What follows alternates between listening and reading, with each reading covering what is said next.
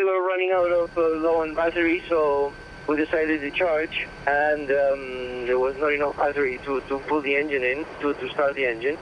And after a series of backup systems that didn't work, at the end we have to pull out one of the batteries and from the bank, which is a kind of sophisticated bank. It's not like a normal bank and controlled with software and whatever. And then you have to do that, but in the meantime we spent like maybe around 6-7 hours completely black out on the boat. It was night, and it was very tricky conditions, and I think we lost a lot of ground there too. We could have picked up some miles on the leaders because they were running into less wind. We had a little bit of wind, but we lost the chance there. But anyway, this is how it is. Aujourd'hui, on a un bateau intègre et on est quatrième de cette course-là. On sait pas dans quel état et dans quelle position on aurait été en choisissant une autre option. Donc voilà, la course n'est pas finie et écoute, on sait jamais ce qui peut se passer. On sait pas, on sait pas exactement entre quelles îles on va passer. On attend un petit peu de voir quand tout le monde sera sorti comment on est positionné et attendre un petit peu que le vent adonne pour caler tout ça. Et puis on n'a pas regardé non plus, tu vois, les champs de vent plus loin que la moitié de la mer des Antilles. Donc on n'a pas de vision à long terme pour l'instant. On préfère attendre un petit peu. Donc du coup le passage dans l'arc entier, ça peut paraître.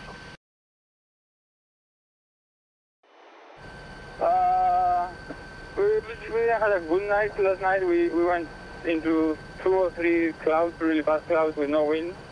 So I think we lost a lot of miles, and now we're waiting very anxious the position report, because this is the first time that we are moving in all night, so we want to see how we are doing. We are full on. We're not tired, nothing. We're full on racing. There's no problem with us at the moment. We had rest, and basically we're doing all the sail changes that we need. We are 100%.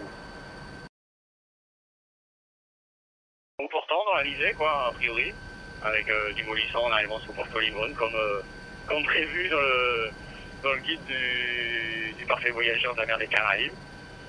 Avant ça, on est à la course vers le sud, là, tous pour aller choper un peu plus de pression à partir de demain, quoi. Donc à demain, notre route va s'infléchir vers les Caraïbes. Et puis après, où on passera, on s'en fout un peu, c'est une passoire, donc il y a des trous partout, donc on passera par le trou qui sera en train mieux.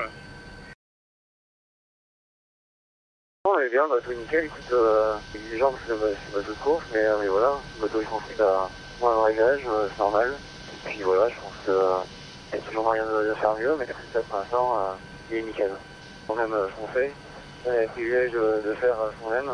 Donc du coup, le faire à deux sur un bateau qui est un peu encore le sien et qui est maintenant le mien, c'est encore un symbole supplémentaire.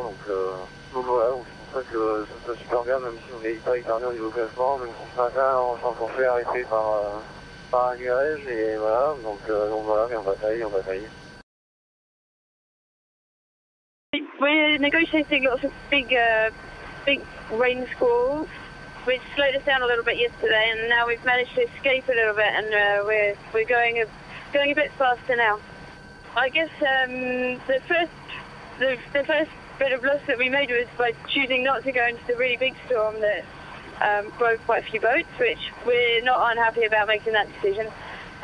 We made a few tactical stupid errors, and I think the reason we did that is because we're so tired from having to hand steer because we had no pilot and repair the pilot at the same time, so neither of us had got much sleep. It goes in a vicious circle actually. When you have problems on board, then it's easier to make stupid tactical mistakes as well. So a bit of both, and it's hard on boat speed terms. It's hard to compare because we're not close enough to anyone to kind of match boat speeds. We're not really in the same conditions.